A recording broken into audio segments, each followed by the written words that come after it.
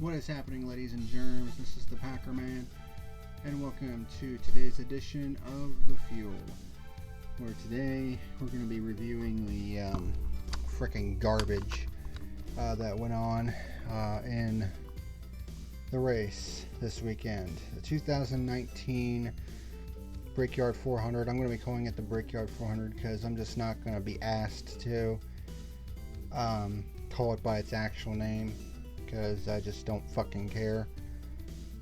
What a steaming pile of shit this race was.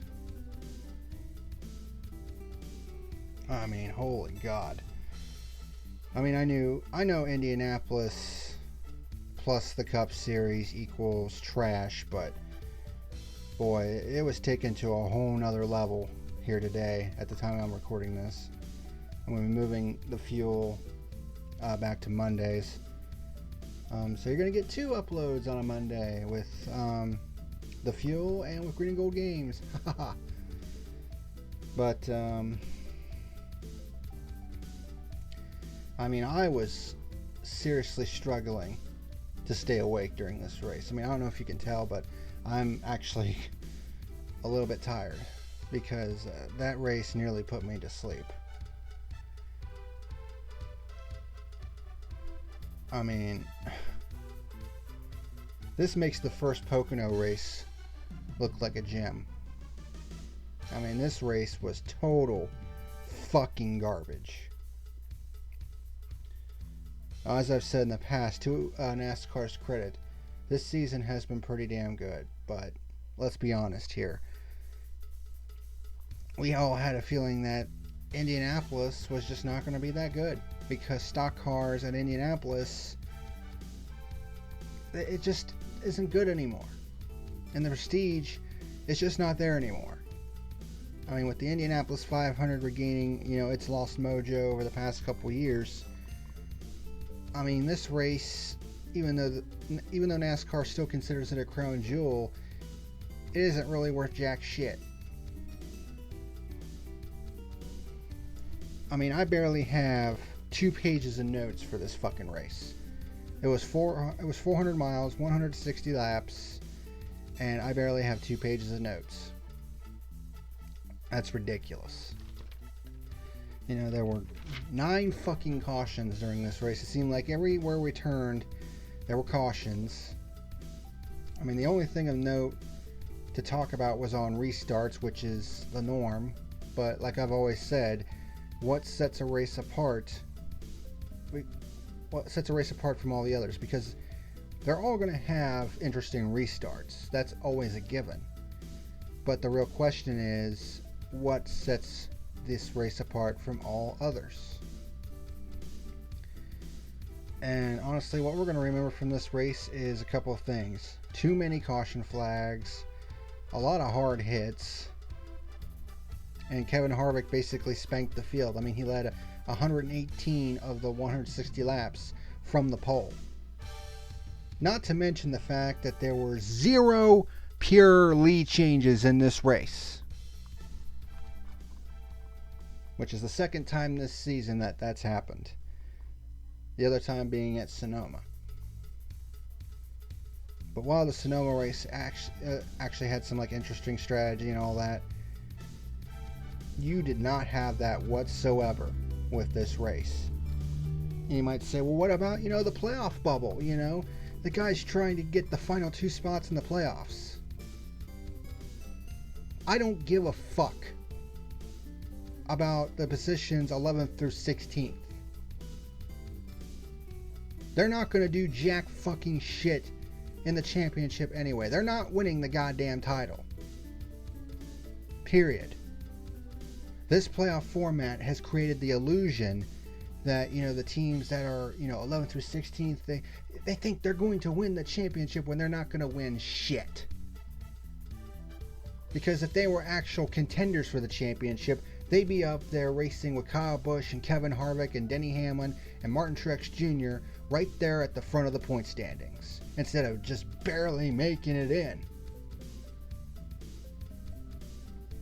It's created a false illusion, a false hope. I don't know, is false illusion correct? I'm not really sure, but you get what I'm talking about. Them winning the championship is an illusion. It's false hope. That's what I really meant. It's unrealistic. Because the teams at the back half of the field, they just are not consistent enough to be able to contend for a championship. And that's just the reality of it. Yet this playoff format, this godforsaken piece of trash format, has given these teams, the illusion that they could be a championship contender when that's not the case whatsoever.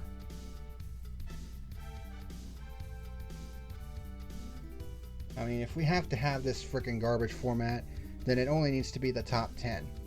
Like, I think I said this last week too. That it only needs to be the top 10 in the points that make it in. Because this adding new drivers, every single freaking time the format changes. I mean, it's getting to the point now where it's like, well, let's just have the top half of the field get into the playoff. It's fucking ridiculous. And the people on NBC, they were trying their damnedest to make this race seem like it was more interesting than it actually was. I mean, it's like, I heard this is a crazy race. And Ray Abraham even tweeted out, yeah, you're missing a great race at the Brickyard. And it's just like, people who can read between the lines are like, come on, dude. This race is fucking garbage. And once again, to NASCAR's credit, I have not said that a whole lot this year. As a matter of fact, I've given a lot of the races, a positive review. I've given them a positive rating. There are not that many races where I've rated it negatively. And even then, it wasn't that negative. But when this race makes the first Pocono race seem like a pretty decent race, that's pretty fucking bad.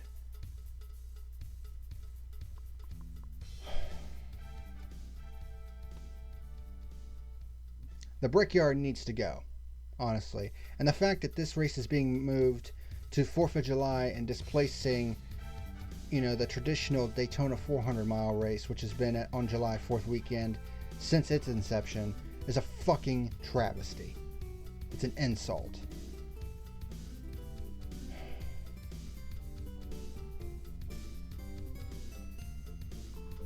I mean, what else can I really say? And there are probably some people that are pissed off. They'll get pissed off at me for that opinion, but I mean, what else do you want me to say? I mean, I'm not going to sugarcoat things. I'm sure as hell not going to give you a what's the word I'm looking for? I'm not going to give you an opinion that isn't honest. Because if I tried to say, well, this race was, pretty decent, I would be incredibly disingenuous. And that's not what I'm about. I tell it like it is. I call it like I see it with my own two eyes. And, this race was trash. And you say, well, there was the, drama of the, playoff bubble. At the end of the day, it doesn't fucking matter. Ryan Newman is not winning a championship. Clint Boyer is not winning a championship. Period. Them barely scraping into the playoffs mean absolutely jack fucking shit.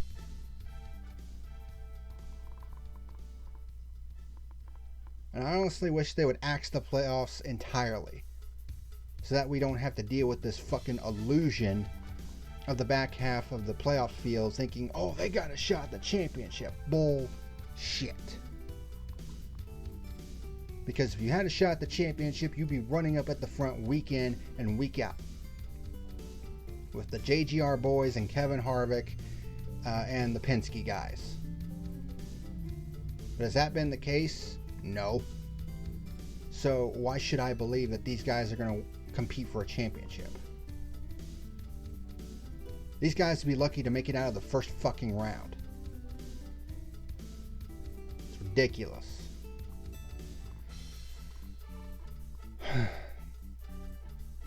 Well, I'm coming out with some fire, but I mean, can you blame me? This race was fucking garbage. You know, and the fact that NBC was trying to play it up as, oh my god, it was an awesome, wild race, and it's just like, quit trying to insult my fucking intelligence.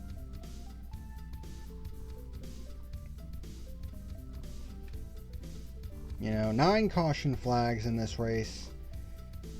You know, 0 pure lead changes whatsoever. We had a red flag as well.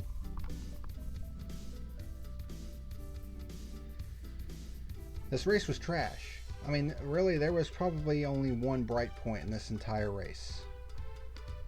And we'll get to that when we get to it. Oh, I also got my hair cut too, so there's that. That's probably another bright point. But,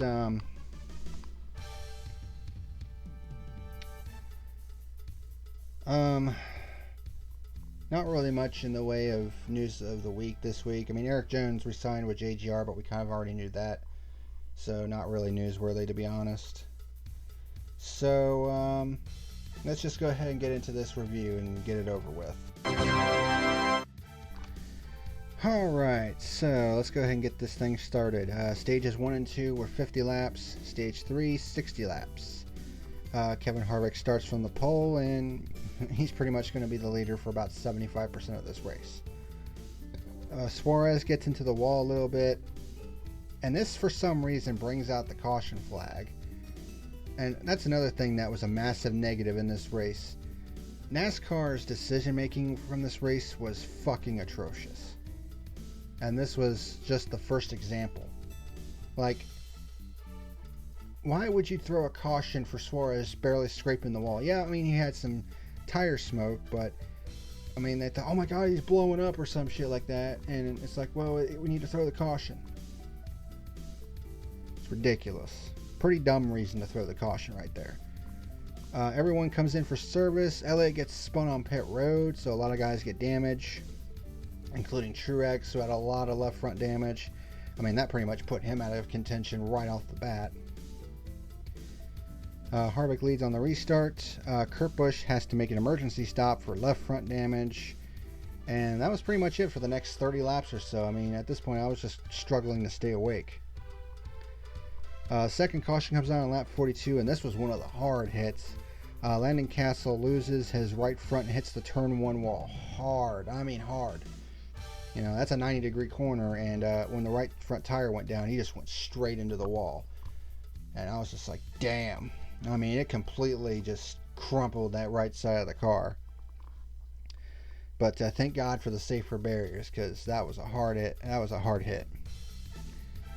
Logano and Newman stay out as everyone else comes in for service. Obviously, it's for points. Although in Logano's case, it was for playoff points. Jimmy Johnson gets just 2 tires, while Larson is the first off with 4 tires.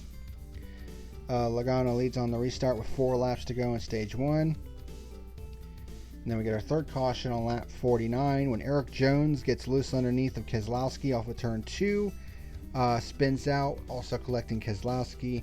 The 20 backs it hard into the wall, while the 2 slides to the inside off of turn 2 and slams into the tire barrier that's kind of at it was protecting a corner that was a wall that was kind of at an odd angle. Like, say this is a back straightaway, and then it kind of pivots like this because of the infield road course. And he hit the tire barriers that were right there, and basically almost flipped the car on its side. And Keselowski even said as much. It's like, why is that, corner there? That's not exactly safe. And there was actually another instance of someone finding a weird spot to wreck at. But I certainly agree with Keselowski. I mean, it's not exactly a good spot to wreck at. Because imagine if that tire barrier wasn't placed there. I mean, he would have hit at a very severe angle, and he probably could have been severely injured. But thank God those tire barriers were there, though, to kind of prevent that. And he was basically able to get out and walk out under his own power. So Joey Logano wins stage 1 under caution. They decide to issue the red flag to fix the tire barrier at that spot where Keselowski wrecked. It took about 20 minutes. When they went back under yellow, half the field comes in for service and half the field stays out. And Kyle Larson leads at the start of stage 2. Larson and Harvick stay side by side for the lead all the way through turn 3, but Harvick regains the lead going into turn 4. That's pretty much how it was on almost every restart. Blaney starts catching Harvick for the race lead on lap 74, but is never really able to challenge him. Kyle Larson gets by Blaney for second. Alex Bowman kicks off green flag pit stops on lap 78. Larson really starts putting pressure on Harvick for the lead on lap 85, but then Harvick pits from the lead on lap 86. Larson follows suit the next lap, and then Kyle Busch blows an engine down the backstretch. And here was another case of, NASCAR officiating fail. They immediately throw the caution for Daniel Suarez scraping the wall just a little bit. But when Kyle Busch blows a motor down the backstretch, they wait until he is on the pit road where he comes to a stop before throwing the caution. And that wasn't the only case of, fail from this stage. So I switch over to my second and final page of notes. So yeah, that was the fourth caution on lap 89. So everyone who didn't pit under green comes in under this caution, and Harvick leads on the restart. But then we get a caution once again, our fifth caution on lap 97 for debris. And this was a decision that really got NASCAR slammed on social media, and for good reason. NASCAR decides to end the stage under caution.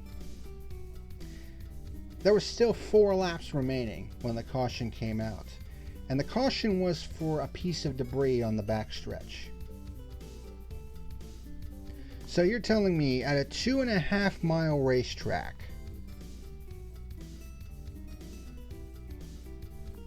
it takes 4 laps to pick up the piece of debris, get everybody sorted out. I mean, we didn't even get a 1-lap shootout. They just to say, well, we're going to end the stage under caution, which gave the stage win to Kevin Harvick. And obviously that did not sit well with a lot of people, including myself. And it's just like, NASCAR, your decision making is fucking dumb this race. I mean, everything about this race was fucking trash. NASCAR's decision making, the non-existent racing, the cautions. It's just, this race sucked big time. So you're probably not going to see much of a review. I mean, it's certainly not going to be as long as the other ones I've done. I mean, we're already getting to stage 3 and we're only 18 minutes in. Harvick leads the start of stage 3, but then one of the big moments for the playoff cutoff was the 6th caution on lap 105. Jimmy Johnson gets loose on the inside of 3 wide with William Byron and Kurt Busch in turn 2 and spins, taking Busch into the wall as well. And then Kurt hits the 8 of Daniel Hemrick, spins him out. Paul Menard, Chris Buescher, and Parker Kligerman are also involved. Menard was able to get away, as was Buescher. Kligerman not so lucky. He piled into the back of Jimmy Johnson. So that pretty much ends Johnson's long streak of making the playoffs. Ever since the chase's inception in 2004, Johnson had been a part of the playoff every single year from 2004 to 2018. That's 15 seasons. But obviously Johnson's, on the downswing of his career. The last couple years just haven't been that kind to him, really. And although it does look like he's had some good runs the last couple weeks, he's just had some terrible luck. And in this case, he got loose underneath the 3 wide, and that was pretty much it. So Harvick leads on the restart. Blaney gets a great run off of turn 2 and takes the lead on the restart. This was probably Harvick's one and only goof of the day. He opted to do a restart on the inside lane. Every restart before this, he was restarting on the outside and was able to take and hold the lead. Whereas in this case, he decided to restart on the inside, and Blaney was able to take the lead. So it's like, yeah, we're not doing that anymore. But the big surprise, and probably the only bright spot of this race, Bubba Wallace, that 43 team, they were in the top 5 legit. It wasn't due to pit strategy or any of that bullshit. They had a legitimately good car in this race. It was crazy. And he was up to 4th with 36 laps to go, having easily the best outing of the season. And I would have shit bricks if he would have stolen this race. Because it's like, holy crap. And we would have seen, NASCAR history. He would have become just the second driver of color to win at NASCAR's highest level. The last time it happened was 1964, I think it was. January of 1964. It was somewhere right around in there, I think. It was in Jackson. It was at a short track in Jacksonville when Wendell Scott won his one and only NASCAR Cup race. Well, it wasn't Cup at the time; it was Grand National. But yeah, Wendell Scott is still the only driver of color to win at NASCAR's highest level, and it's been over a half century since that happened. And Bubba Wallace came damn close today to winning the Brickyard. That would have been something. Suarez kicks off green flag pit stops on lap 127, but it would ultimately bite him in the ass when the 7th caution comes out on lap 129 when Kyle Larson loses it off of turn 2 on his own and hits the inside wall. Everyone comes in for service. Harvick leads on the restart, but we immediately get another caution on lap 135 when Alex Bowman spins down the backstretch after pushing up in turn 2 and getting into Denny Hamlin a little bit. So Harvick leads on the next restart. Blaney gets way loose in turn 3, I believe, which allowed Bubba Wallace to get by him and Denny Hamlin in turns 3 and 4. Because when Blaney got loose, Hamlin was right behind him, and that slowed Hamlin up as well. So Bubba went around the outside of both of them in turn 3 and then into turn 4 and got into the 3rd position. And then we had our final caution on lap 147 when Matt Tith backs into the outside wall in turn 1 after possibly getting a nudge from Daniel Suarez. Harvick leads on the restart with 9 laps to go. He was able to hold Logano at bay on the restart despite Logano getting a really good push from Bubba Wallace. Somehow Harvick was able to hold Logano at bay on the outside, which is usually not the hot ticket. And Harvick basically pulls away and wins the Brickyard 400 by 6 seconds. There were only 9 laps in that final run, and he wins by 6 seconds. Bubba Wallace finishes 3rd, legitimately, so that was a hell of a run by Bubba Wallace, and something that team desperately needed. Ryan Newman and Clint Boyer get the final 2 playoff spots. Boyer, that Bowman spin earlier on lap 135, Bowman was spinning right in front of him, and I'm pretty sure he got some brown pants from that one. But he was able to dodge it and came home with the finish he needed and got into the playoff. Kyle Busch wins the regular season title for the 2nd straight year and gets the 15 playoff points. And that's basically it. This race was trash. So let's go ahead and... Ooh, felt that one. Let's go ahead and take a look at the race results real quick. Alright, so your top 10 finishers for the Brickyard 400. Kevin Harvick, of course, with the win. Absolutely dominated this race. Led 118 of the 160 laps, basically about 75% of the race. Joey Logano comes home in 2nd. Darrell Wallace Jr. Definitely one hell of a run, and on a track that isn't a plate track, because he had his career best was second back at the 2018 Daytona 500. But I would say this one is even more impressive because it was legit. I mean, makes you wonder, what he could do in a top tier ride, honestly. And he's honestly one of the best personalities in the sport right now. So I would love to see him get a good ride somewhere. William Byron with a great run, coming home in fourth. Clint Bowyer with a top 5 run, which solidifies him into the playoff. Denny Hamlin comes home in sixth. So William Byron fails to get all of the poles for all 4 of the crown jewels, since Kevin Harvick prevented him from doing that, and Kevin Harvick also prevented Joe Gibbs Racing from sweeping all 4 of the crown jewels for Joe Gibbs. Denny Hamlin was the only Joe Gibbs driver left at the end, and he came home in 6th.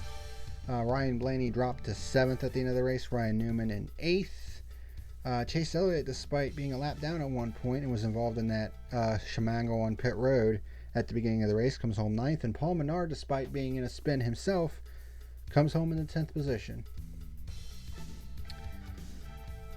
And as far as the gap between Ryan Newman, who finished 16th in the points, and Suarez, who ended up 17th at the end of this race, the gap was 4 points. And that's all it was. So, this is how the playoff picture is going to start heading into Las Vegas next week. Alright, so taking all of the playoff points into account, including the playoff points that were awarded to the top 10 points after Indianapolis, including the 15 that go to Kyle Busch as the regular season champion.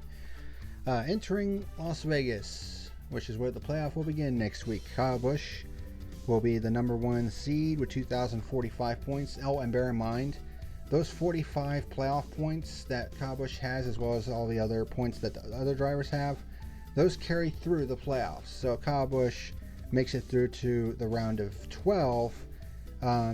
He will start that round with 45, plus whatever he earns in the 3 playoff races.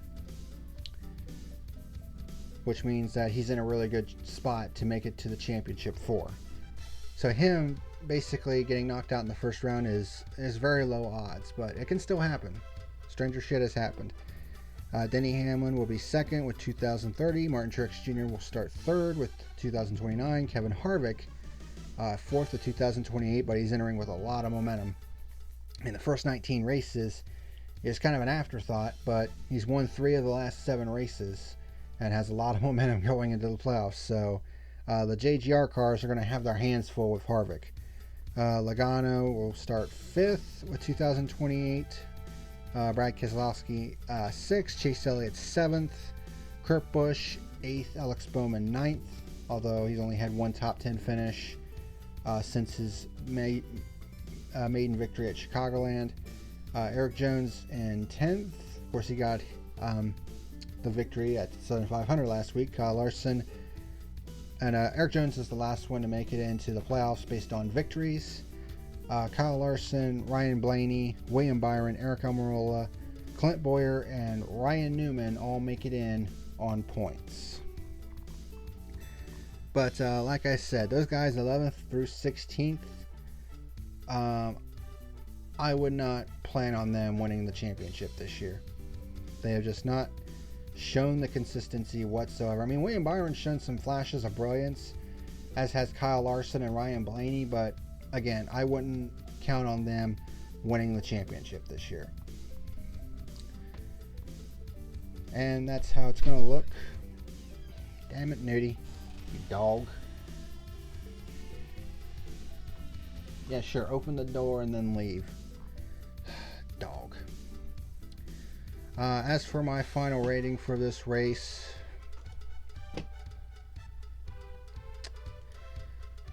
this race was easily the worst fucking race of the year. I mean, honestly, the best I can give this race, I mean, this is probably the lowest score I've given to a race that I haven't given a 0 to. But the best I can give this race, 0.5 out of 10. Half a point out of 10. It was that fucking bad. You know, and Eric Estep tried to say, well, this race was pretty entertaining. You do you, man. If you honestly thought this race was entertaining, then, I mean, that's fine, but you must have some pretty fucking low standards if you thought this race was even remotely entertaining. But to each their own. My standards are a little bit higher than that, though. I will say that. But yeah, this race was fucking garbage. Absolute nuclear trash. Easily the worst race of the year so far, and further solidifies why this race shouldn't even be on the fucking calendar to begin with. I mean, it's been shown the last 4 or 5 years.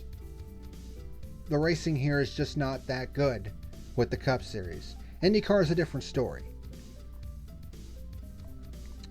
But as far as stock cars and Indianapolis, I mean, unless they start using the road course, this race is just not good. And the fact that they're moving it to 4th of July weekend, I mean,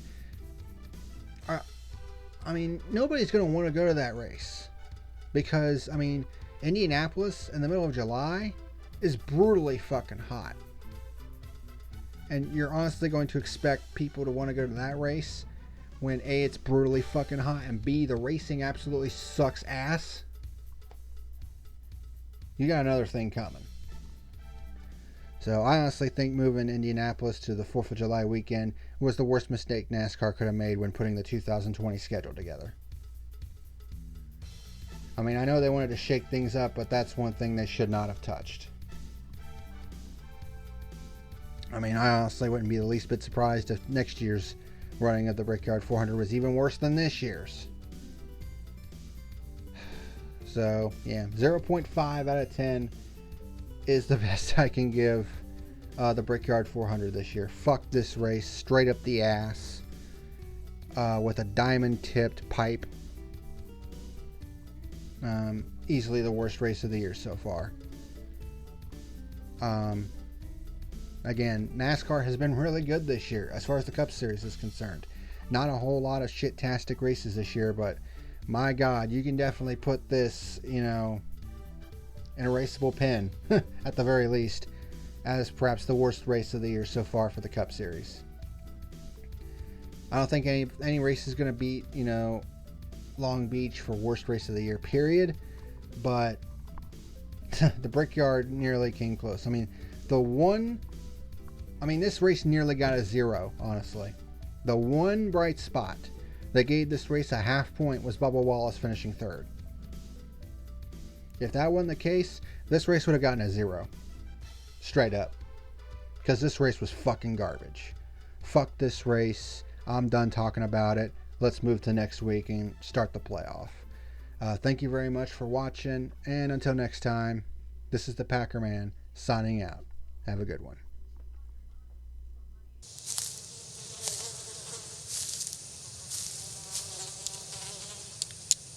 That is one big pile of shit. Well, that is all for today's video. Thank you very much for watching. Be sure to rate, comment, favorite, like, and subscribe to my channels here on YouTube.com and over on BitChute.com. If you would like to sponsor my channel, go to my channel page at subscribestar.com. Thank you very much for watching, and until next time, this is the PackerMan signing out. Have a good one.